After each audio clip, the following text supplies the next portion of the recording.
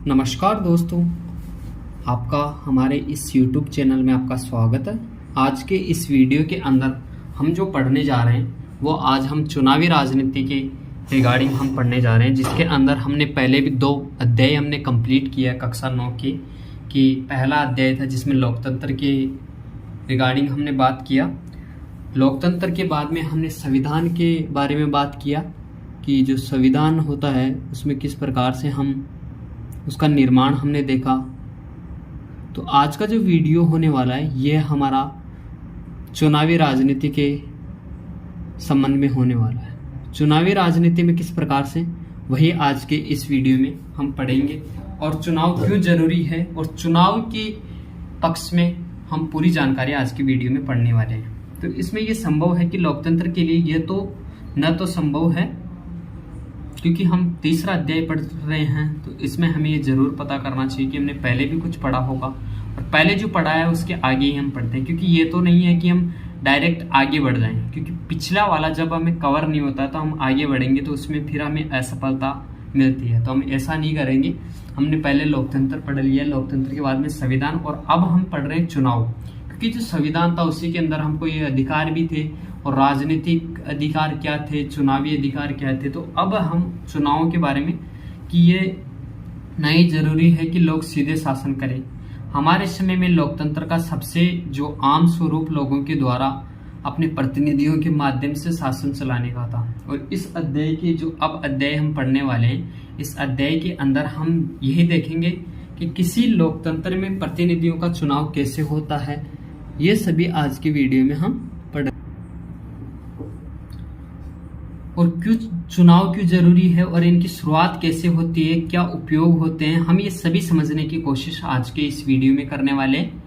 और जो विभिन्न दल होते हैं तो उनमें क्या होता है, चुनावी प्रतिद्वंदिता किस प्रकार के लोगों को लाभ पहुंचाती है इन पे। और हम ये भी सवाल करेंगे कि किन किन चीजों के कारण कोई चुनाव लोकतांत्रिक होता है, और इसी के सारे हम लोकतांत्रिक और गैर लोकतांत्रिक चुनाव में अंतर समझेंगे। क्योंकि पहले हमने लोकतांत्रिक और गैर लोकतांत्रिक के बारे में हमने जाना था, लोकतंत्र और गैर लोकतंत्र के बारे में। तो आज उनके ही चुनावों के अंतर को हम समझ पाएंगे, और बाकी के अध्यायों में हम इसका इन्हीं पैमानों के आधार पर हम भारत में हुए जो चुनाव हैं उनका मूल्यांकन भी करेंगे। और इस क्रम में हम चुनाव के प्रत्येक चरण यानी कि विभिन्न चुनाव क्षेत्रों के सीमा निर्धारण से लेकर चुनाव परिणामों की घोषणा तक पर नजर डालेंगे। हर चरण में हम ये सवाल पूछेंगे कि क्या होना चाहिए और प्रत्येक चुनाव में होता क्या है। अध्याय में आखिरकार हम इन सभी सवालों पर भी विचार करेंगे, और भारत में जो चुनाव होते हैं निष्पक्ष और स्वतंत्र ढंग से होते हैं या नहीं, और ये भी हम पूरी जानकारी पढ़ेंगे। और हम निष्पक्ष और स्वतंत्र चुनाव कराने में चुनाव आयोग की भूमिका पर भी विचार करेंगे कि जो स्वतंत्र और निष्पक्ष जब चुनाव होते हैं, तो जैसे मान लीजिए इंडिया के अंदर ही चुनाव होते हैं, तो वो किस प्रकार से होता है, वो प्रत्यक्ष और निष्पक्ष होता है या नहीं, इन सभी के बारे में पढ़ेंगे। उससे पहले हम जान लेते हैं कि चुनाव आखिर क्या होता, क्या है, चुनाव क्या होता है और चुनाव क्यों करवाया जाता है। तो इसी के अंदर हम यह जो सरकार है उनका पहला काम होगा। और उससे पहले कि हम छोटी सी जानकारी ले लेते हैं इसमें, जो आपको यहाँ पे एक ये शो कर रहा होगा, हरियाणा के विधानसभा चुनाव का एक छोटा सा प्रति हम पढ़ेंगे, और उसके बाद में हम इसके आगे चर्चा करेंगे। तो इसमें दिया गया है, आधी रात के बाद का समय था, तो उत्सुक भीड़ थी जो सड़क की चौराहे के पास पिछले 5 घंटों से अपने नेता के आने का इंतजार कर रही थी। आप भी कर रहे होंगे कभी, यदि आपने किसी को वोट दिया होगा या कोई आपका राजनेता होगा, या आप किसी को चुनाव में आप किसी को वोट देते हैं, तो आप भी वहां पे उनका वेट करते हैं कि मंत्री साहब आएंगे, चुनाव जो प्रतिनिधि रहता है वो आता है। सही है। तो उसी में ये भी एक हरियाणा की घटना थी। तो घटना क्या थी, वहाँ की एक जानकारी है।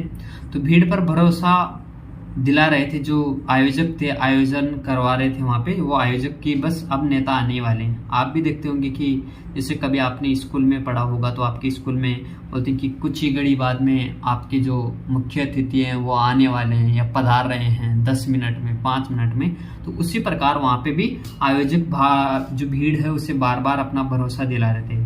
और जब कोई भी गाड़ी पास से गुजरती तो लोग अपने नेता को देखने की उम्मीद में उठ खड़े हो जाते और उन्हें लगता है कि हमारे नेता गए। अब यहाँ पे तो नेता की बात हुई है, आप मान लीजिए आपकी बुआ जी या आपके मामा जी कोई भी है, तो यदि आपको पहले जानकारी मिल जाती है कि आज मामा जी आने वाले हैं, तो आप क्या करेंगे, कोई भी गाड़ी आएगी आपकी सड़क से तो आप जरूर उसे देखेंगे और देखेंगे कि मामा जी तो नहीं आ गए।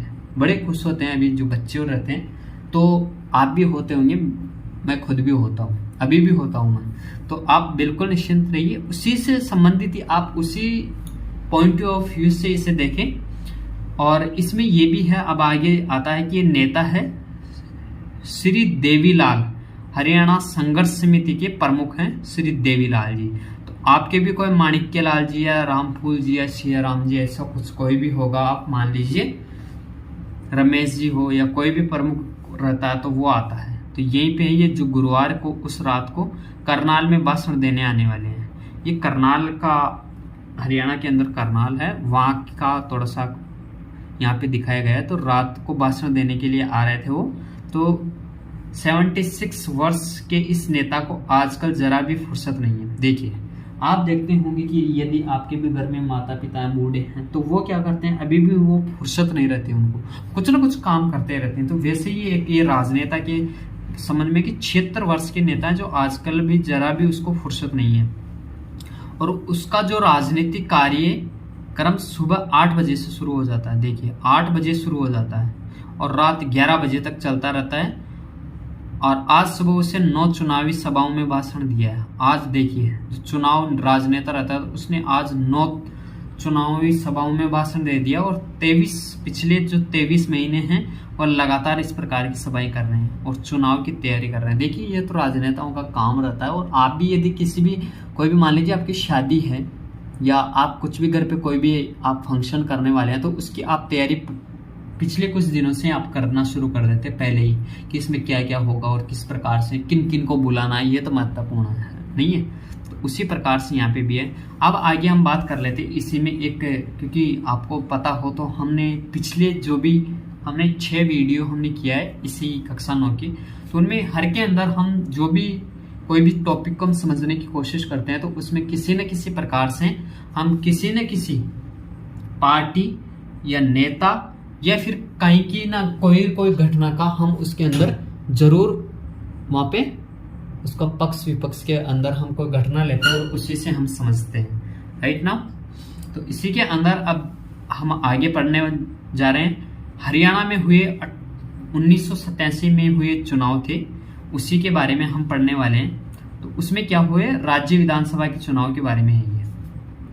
तो वहाँ की एक अखबार की खबर है कि राज्य में 1982 में कांग्रेस पार्टी की अगुवाई वाली सरकार थी। 1982 में कांग्रेस पार्टी की सरकार थी वहाँ पे, कहाँ पे, हरियाणा के अंदर। और तब विपक्ष के नेता थे एक चौधरी देवीलाल ने न्याय युद्ध नामक आंदोलन का नेतृत्व किया। देखिए, हरियाणा के अंदर अब एक यहाँ पे आपको एक बहुत अच्छा प्रश्न है, लेकिन ये इतना इम्पोर्टेंट नहीं है, लेकिन फिर भी आप जान सकते हैं कि 1982 के अंदर एक आंदोलन हुआ था न्याय युद्ध। यदि कहीं पे भी आ जाए कि न्याय युद्ध, हरियाणा की न्याय युद्ध का नेतृत्व किसने किया था, तो देवीलाल ने वहां पे नेतृत्व किया था। और लोकदल नामक अपनी नई पार्टी का गठन किया था। देखिए, लोकदल नामक पार्टी का गठन किसने किया, क्वेश्चन बन जाए तो देवीलाल ने किया था। और उनकी जो पार्टी में चुनाव कांग्रेस के खिलाफ व अन्य विपक्षी दलों को मिलाकर एक मोर्चा बनाया था। देखिए, इसमें क्या किया कि जो कांग्रेस पार्टी है उसके खिलाफ इन्होंने ये पार्टी बनाई थी और विपक्ष के जो भी दल थे वो सभी मिल गए।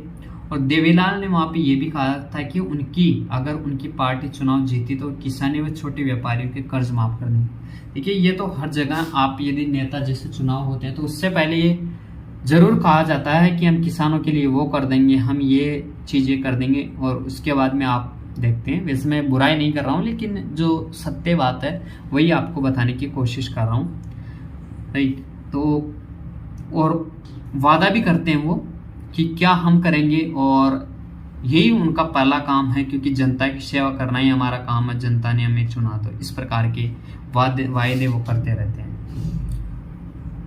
लोग तब की सरकार से नाखुश थे और वे देवीलाल के वायदे की तरफ आकर्षित हुए। क्योंकि देखिए कोई भी नई पार्टी आ रही है और वो बड़े बड़े यदि इस प्रकार से कुछ कर रहे हैं तो लोग उनकी तरफ आकर्षित हो जाते हैं। इसी प्रकार यहाँ पे हुई और इसलिए जब चुनाव हुए तो उन्होंने लोकदल और उसके सहयोगी दलों के पक्ष में जमकर वोट दिए और लोकदल और उसकी सहयोगी पार्टियों को राज्य विधानसभा की 90 सीटों में से 76 पर जीत मिली। वैसे देवीलाल जी 76 वर्ष के थे और उन्हें ही जीत मिली, 76 सीटों पर उन्होंने जीत मिली और लोकदल को अकेले ही 60 सीटें मिली थी। ये पूरी तो 76 उनको मिली थी जो ये इन्होंने मिलके जो काम किया था, अलग और भी जो सहयोगी पार्टियां थी, लेकिन लोकदल को अकेले को 90 में से 60 सीटें मिल गई थी और उसे स्पष्ट बहुमत मिला था और कांग्रेस के हाथ में सिर्फ 5 सीटें लगी थी। देखिए बहुत ही अपमानजनक है, लेकिन ये हो जाता है कभी कभी यदि आप वादे अच्छे करते हैं और लोगों से आप मिलते रहते हैं तो इस प्रकार का चक्कर आपका चल जाता है। इसी में आगे पढ़ेंगे। चुनावी नतीजों की घोषणा के बाद तत्कालीन सरकार के मुख्यमंत्री ने पद छोड़ दिया था। जो पहले जो मुख्यमंत्री थे हरियाणा के अंदर, उन्होंने अपना जो पद था मुख्यमंत्री का उन्होंने छोड़ दिया और लोकदल के नवनिर्वाचित विधायकों ने देवीलाल को अपना नेता चुना। क्योंकि देवीलाल ही वहाँ के हरियाणा के अंदर जो पार्टी बनी थी लोकदल, उसके जो प्रमुख थे नेता वो देवीलाल थे। तो उसी के आगे हम पढ़ने जा रहे हैं कि चुनावी नतीजों की घोषणा के बाद तत्कालीन मुख्यमंत्री ने पद छोड़ दिया और वहाँ के जो नवनिर्वाचित विधायक थे उन्होंने देवीलाल को अपना नेता चुना।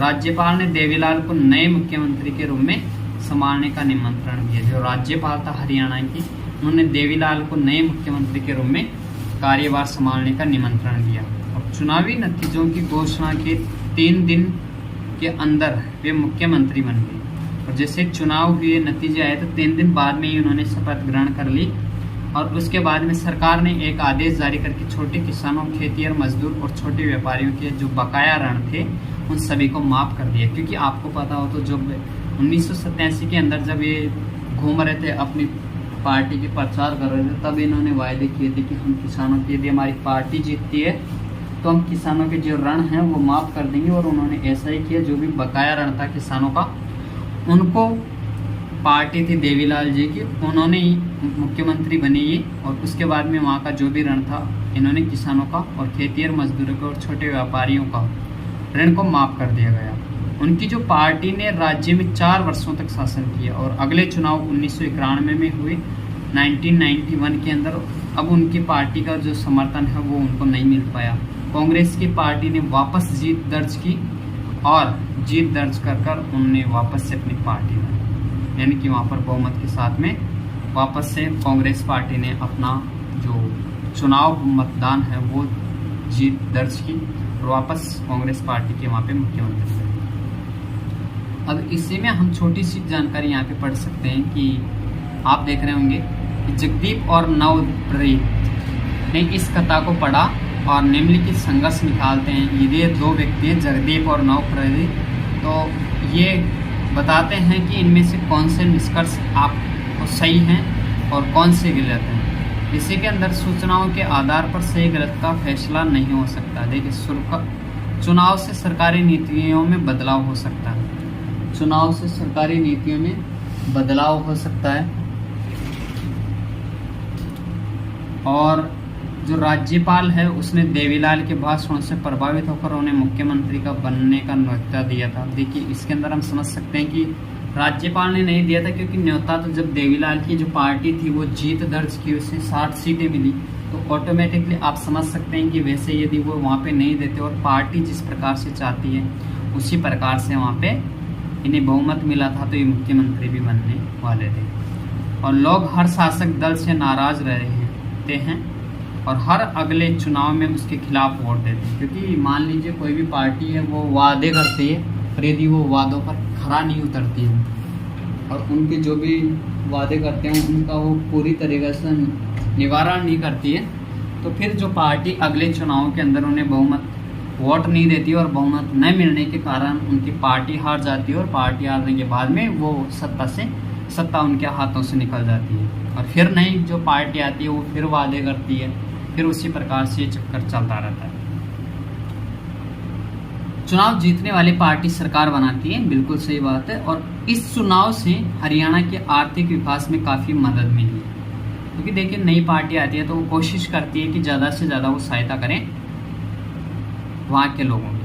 अपनी पार्टी की चुनाव हारने के बाद कांग्रेसी मुख्यमंत्री को इस्तीफा देने की ज़रूरत नहीं थी। देखिए यदि पार्टी हार जाती है तो इसमें ये कोई बिल्कुल शक नहीं है कि यदि कोई भी पार्टी नई पार्टी जीतती है तो वो अपना ही मुख्यमंत्री चुनती है। अब इसके बाद में हम पढ़ते हैं कि चुनावों की ज़रूरत क्यों, चुनावों की ज़रूरत क्यों है।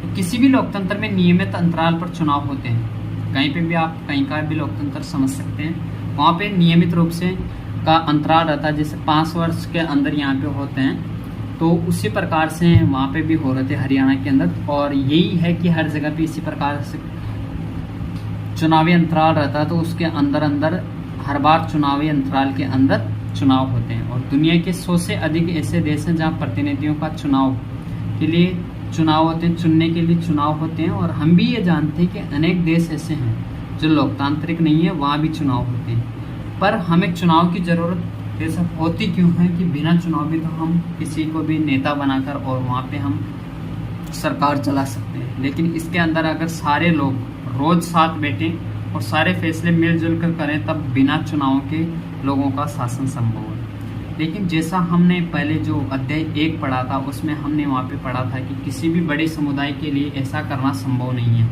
और ना ही ये संभव है, क्योंकि बहुत सारे लोग रहते हैं तो उनमें से हम किसकी बात को माने।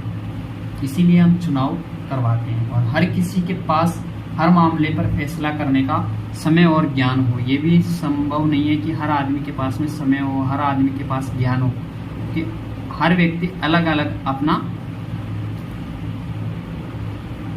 जो फैसला है वो सुनाते हैं। इसलिए अधिकांश लोकतांत्रिक शासन व्यवस्थाओं में लोग अपने प्रतिनिधियों के माध्यम से शासन करते हैं। कि जैसे लोग अपनी कोई भी पार्टी रहती है तो उसे वो वोट देते हैं, किसी भी प्रतिनिधि अपनी ओर से चुनते हैं, उसके बाद में वो शासन करता है और उसी के आधार पर वहाँ पे फिर वो शासन आगे चलता रहता है।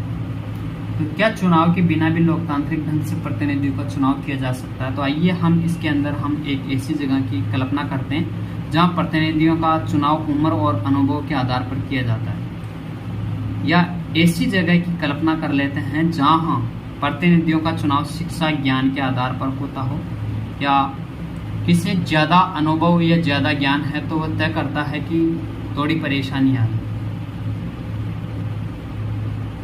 हम ये मान लें कि लोग मिलजुल कर इन परेशानियों को दूर कर लेंगे और स्पष्ट है कि फिर ऐसी जगह पर चुनाव की ज़रूरत नहीं रह जाएगी। लेकिन क्या फिर हम इन सभी व्यवस्थाएं जो होती है वो लोकतंत्र कर सकते हैं? फिर हम लोकतंत्र नहीं कर पाएंगे इसे। हम ये कैसे पता करेंगे कि लोगों को उनका पसंदीदा प्रतिनिधि पसंद है या नहीं? क्योंकि देखिए यदि हम उसमें एक जो बाद में बचता रास्ता वो है चुनाव का, और इसलिए हम करते हैं कि यदि जिस व्यक्ति को ज़्यादा वोट मिले हैं तो वो उसका मतलब है कि वो अधिक लोगों का पसंदीदा है और फिर वही वहाँ पे शासन करते हैं। हम ये चुनाव व्यवस्था करेंगे कि प्रतिनिधि लोगों की इच्छा के अनुरूप ही शासन करें, और हम इसके अंदर ये भी जानने की कोशिश करते हैं कि चीज़ की व्यवस्था कैसे करेंगे जो प्रतिनिधि लोगों की पसंद न हो और वह अपने पद पर न बने रहें। इसके लिए ऐसी व्यवस्था करने की ज़रूरत है जिससे लोग नियमित अंतराल पर अपने प्रतिनिधियों को चुन सके, अगर इच्छा हो तो उन्हें बदल भी दें, और इस व्यवस्था का नाम चुनाव है। इसलिए हमारे समय में प्रतिनिधियों वाले लोकतंत्र में चुनाव को जरूरी माना गया है। चुनाव में कई मतदाता इस तरह से चुनाव करते हैं। अब वो किस प्रकार से करते हैं वो थोड़ा सा हम जान सकते हैं कि वे अपने लिए कानून बनाने वाले का चुनाव कर सकते हैं, क्योंकि भाई, और वे सरकार बनाने और बड़े फैसले करने वाले का चुनाव कर सकते हैं, और वे सरकार और उसके द्वारा बनने वाले कानूनों का दिशा निर्देश करने वाले पार्टी का चुनाव कर सकते हैं। ये 3 हमने पढ़ा है यहाँ पे कि पहला वो कानून बनाने वाला, एक सरकार और बड़े फैसले करने वाले, और तीसरा है कि वहाँ पे कानून का दिशा निर्देश करने वाले पार्टी का चुनाव कर सकते हैं। तो आइए अब इसी के अंदर हम आगे पढ़ने वाले चुनाव में को लोकतांत्रिक मानने के आधार क्या है, कि हम चुनाव को लोकतांत्रिक क्यों माने, कि चुनाव एक सही है और लोकतांत्रिक माने। तो उसी में हम उसका भी जो क्वेश्चन अपना बनता है कि क्या है, ये आधार क्या है। तो जानते हैं कि चुनाव कई तरह से हो सकते हैं। लोकतांत्रिक देशों में चुनाव होते हैं, यहाँ तक कि अधिकांश गैर लोकतांत्रिक देशों में भी किसी न किसी तरह के चुनाव होते हैं। 100 चुनाव लोकतांत्रिक हुए हैं, इसे जांचने के लिए हमारे पास क्या पैमाना है। इस प्रकार से हमने अध्याय 1 के अंदर इस सवाल पर छोटी सी चर्चा की थी और वहाँ पर अनेक देशों के चुनाव के उदाहरण भी दिए गए थे जिन्हें हम लोकतांत्रिक चुनाव नहीं मान सकते हैं। आइए वहाँ सबके सीखे सभी को याद करते हैं और लोकतांत्रिक चुनाव के लिए जरूरी न्यूनतम शर्तों के साथ अपनी बातों की शुरुआत करते हैं। पहला, हम यहाँ पे 5 इसके बारे में जानेंगे, 5 बातें। पहला है कि हर किसी को चुनाव करने की सुविधा हो, यानी हर व्यक्ति को मताधिकार हो और हर किसी को मत का समान मोल हो, हर सभी का समान मोल होना चाहिए। दूसरा, चुनाव में विकल्प उपलब्ध हो, पार्टियों और उम्मीदवारों को चुनाव में उतरने की आज़ादी हो और वे मतदाताओं के लिए विकल्प पेश करें। तीसरा ये आता है कि चुनाव का अवसर नियमित अंतराल पर मिले और नए चुनाव कुछ वर्षों में जरूर कराए जाएं, यानी कि चुनाव समय समय पर होते रहने चाहिए जिससे कि वहाँ की जो व्यवस्था है वो गड़बड़ाए नहीं। इसके बाद में जो चौथा हम पढ़ने वाले हैं कि लोग जिसे चाहे वास्तव में उसी को का चुनाव होना चाहिए, यानी कि वास्तव में वही व्यक्ति वहाँ पे चुनाव जीतना चाहिए जिसे लोग चाहते हैं, क्योंकि यदि वो वोट देंगे और जिसको ज़्यादा वोट मिले उसको ज़्यादा लोग चाहते हैं। ये नहीं है कि जिनको कम वोट मिले हैं और जो हार गए हैं तो उनको कोई महत्व नहीं है, बिल्कुल उनका महत्व है। क्योंकि यदि विकल्प यानी कि विपक्ष में जो पार्टी यदि शक्तिशाली पार्टी रहती है तो जो सत्ता के अंदर पार्टी रहती है वो सोच समझकर ही निर्णय लेती है, क्योंकि सामने बड़ी पार्टी रहती है। पांचवा हम पढ़ने वाले चुनाव स्वतंत्र और निष्पक्ष ढंग से कराए जाने चाहिए, क्योंकि एक स्वतंत्र रूप से भी चुनाव होने चाहिए और निष्पक्ष ढंग से कराए जाने चाहिए जिससे लोग सचमुच में अपनी इच्छाओं से व्यक्ति का चुनाव कर सकें। आइए, अब इन शर्तों को बहुत आसान और सरल लगती है, लेकिन ये अनेक देश ऐसे होते हैं जहाँ के चुनाव में इन शर्तों को पूरा नहीं किया जाता। कई आप ऐसे देश देखेंगे जहाँ पर इस प्रकार की व्यवस्था अभी भी नहीं है। और इस अध्याय में हम अपने देश में हुए चुनावों पर भी ये शर्तें लागू करके ये जानने का प्रयास करेंगे हमारे यहाँ के चुनावों को लोकतांत्रिक कहा जा सकता है या नहीं, कि भारत में जो चुनाव होते हैं उनको लोकतांत्रिक कहा जाना चाहिए या नहीं। इसके बारे में भी हम जानकारी आगे प्राप्त करें। आइए आगे बात करते हैं कि क्या राजनीतिक प्रतिद्वंदिता अच्छी चीज़ है, कि राजनीतिक प्रतिद्वंदिता अच्छी चीज़ है या नहीं। इस प्रकार हम पाते हैं कि चुनाव का मतलब होता है राजनीतिक प्रतियोगिता, यानी कि राजनीति के अंदर प्रतियोगिता होती है कि कौन अच्छा राजनेता है और कौन, ये एक प्रतियोगिता रहती है, जो जीतता है प्रतियोगिता में वही वहाँ का सत्ता संभाल लेता है। तो इस प्रकार के ये प्रतियोगिता जो कहीं तरह से रूप ले सकती है, जिससे स्पष्ट रूप से वो राजनीतिक पार्टियों के बीच प्रतिद्वंदिता, यानी कि राजनीतिक पार्टियां रहती है तो उनके अंदर प्रतियोगिता हो जाती है। और निर्वाचन क्षेत्रों में इसका जो स्वरूप है वो उम्मीदवारों के बीच प्रतिद्वंदिता का हो जाता है। प्रतिद्वंदिता यानी कि प्रतिद्वंदिता क्या आमने सामने हो जाते हैं, और यदि इस प्रकार से नहीं हो तो चुनाव बेमानी हो जाएगी। लेकिन क्या राजनीतिक प्रतिद्वंदिता का होना अच्छी चीज़ है? चुनावी प्रतिद्वंदिता में कुछ स्पष्ट नुकसान दिखते हैं। इससे हर बस्ती, हर घर में बंटवारे जैसी स्थिति हो जाती है। आपने भी आपके इलाके में सुना होगा कि पार्टी पॉलिटिक्स के फैलने की शिकायत कर रहे हैं। विभिन्न दलों के लोग और नेता अक्सर एक दूसरे के खिलाफ आरोप लगाते हैं और पार्टियां और उम्मीदवार चुनाव जीतने के लिए तरह तरह के हथकंडे अपनाते हैं। कुछ लोगों का कहना है कि चुनावी दौड़ जीतने का यह दबाव सही किस्म की दीर्घकालिक राजनीति को पनपने नहीं देता है। कभी कभी आपने देखा होगा कि पार्टी के अंदर जीतने के लिए कभी कभी पैसे दे देती है पार्टियां और वोट खरीद लेती है, कभी कभी शराब बांट देती है। इस पर शराब का आप छोटे चुनाव में बहुत देखे होंगे।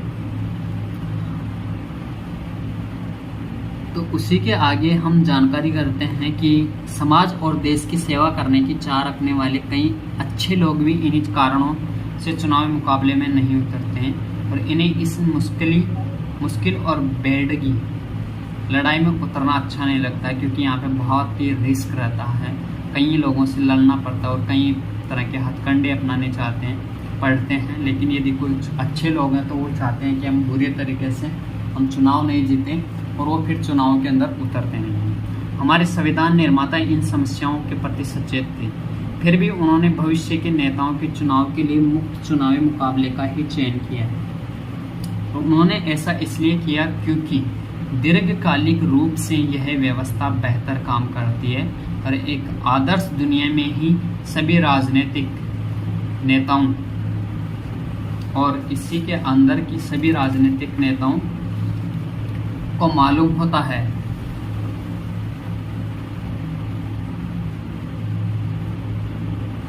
कि लोगों का हित किन चीज़ों में, क्योंकि सभी राजनेता यदि कोई भी है तो उन्हें पता रहता है, क्योंकि वो भी तो एक आम आदमी थे पहले, कि क्या लोगों की चीज़ें होती है, क्या ज़रूरत उनको रहती है। तो ये सभी नेता लोगों की सेवा की प्रेरणा से राजनीति में आते हैं। देखिए यहाँ पे बहुत अच्छी चीज़ है, लेकिन कभी कभी इसका गलत प्रभाव हम देखने को अपने को मिलता है, पर असल में जीवन ऐसा नहीं होता। देखिए जस्ट इसी के नीचे वाली लाइन करी कि असल में ऐसा जीवन नहीं रहता। दुनिया भर के सभी नेताओं को अन्य पैसों के लोगों के समान आगे बढ़ने की है, अपना करियर बनाने की चिंता होती है, और वे सत्ता में बने रहना चाहते हैं, सत्ता में बना रहना चाहते हैं, और अपनी बड़ी बड़ी खुशी से ज़्यादा अधिकार पाना चाहते हैं। क्योंकि मान लीजिए यदि कोई भी सरपंच है तो वो उसके बड़े इलाके में वो फिर विधायक बनने की सोचेगा, विधायक वाले कुछ और बनने की सोचेंगे, मुख्यमंत्री, फिर पीएम और फिर राष्ट्रपति। इस प्रकार से अलग अलग सबका अलग अलग पसंदीदा रहते हैं, लेकिन वो चाहते हैं कि मैं सत्ता में बना रहा हूँ और मुझे नेक्स्ट लेवल का मैं सत्ता के अंदर अधिकार पाऊँ, लोगों पे अधिक से अधिक अधिकार करूँ। संभव रहते कि अंदर लोगों की सेवा करने की भावना भी हो, पर सिर्फ इस भावना के भरोसे चीज़ों को छोड़ना जोखिम का काम है। यह भी संभव है कि उनके अंदर लोगों की मदद करने की संभावना हो, पर उन्हें ये मालूम ना हो कि ये कैसे काम किया जा सकता है, या फिर भी हो सकता है कि उनके मन में जो विचार हो वह उनका लोगों की ज़रूरत या स्थानीय स्थितियों का मेल ही न बैठे। ऐसे में हम इन वास्तविकताओं का सामना कैसे कर सकते हैं? एक तरीका तो राजनेताओं के ज्ञान और चरित्र में बदलाव और सुधार लाने का है। दूसरा तरीका ये कि व्यवहारिक तरीका ये है कि हम ऐसी व्यवस्थाएं बनाएं जिससे लोगों की सेवा करने वाले राजनेताओं को पुरस्कार मिले, और ऐसा न करने वालों को दंड मिले। और इस पुरस्कार या दंड का फैसला कौन करता है? इसका सीधा जवाब है कि लोग करते हैं। और चुनावी प्रतिद्वंद्विता का यही अर्थ है कि नियमित चुनावी मुकाबले का लाभ राजनीतिक दलों और नेताओं को मिले। वे जानते हैं कि अगर उन्होंने लोगों की इच्छा के अनुसार मुद्दों को उठाया तो उनकी लोकप्रियता बढ़ेगी, और अगले चुनाव में उनकी जो जीत रहती है तो उसकी संभावना ज़्यादा बढ़ती है। अभी आप देखते रहते होंगे कि यदि जो भी पार्टी सत्ता में नहीं रहती है तो वो जो सत्ता में पार्टी रहती है तो उसकी बुराइयों को दिखाती रहती है, और कुछ ऐसे मुद्दे उठाती है जिससे उनकी जो पॉपुलैरिटी है वो बढ़ जाती है, कि उन्हें चुनावों के अंदर उन्हें सम्मान मिले और चुनावों के अंदर उन्हें अधिक वोट मिले। आगे हम इस तरह की कोई भी पार्टी सिर्फ सत्ता में आने की इच्छा से ही आगे आई है तो वह मजबूरन जनता की सेवा करनी होगी, और कुछ न कुछ इसी ढंग के बाजार काम करता है। भले ही कोई दुकानदार सिर्फ अपने फायदे की सोचता हो, लेकिन मजबूरन ग्राहक को अच्छा सौदा देना ही पड़ता है।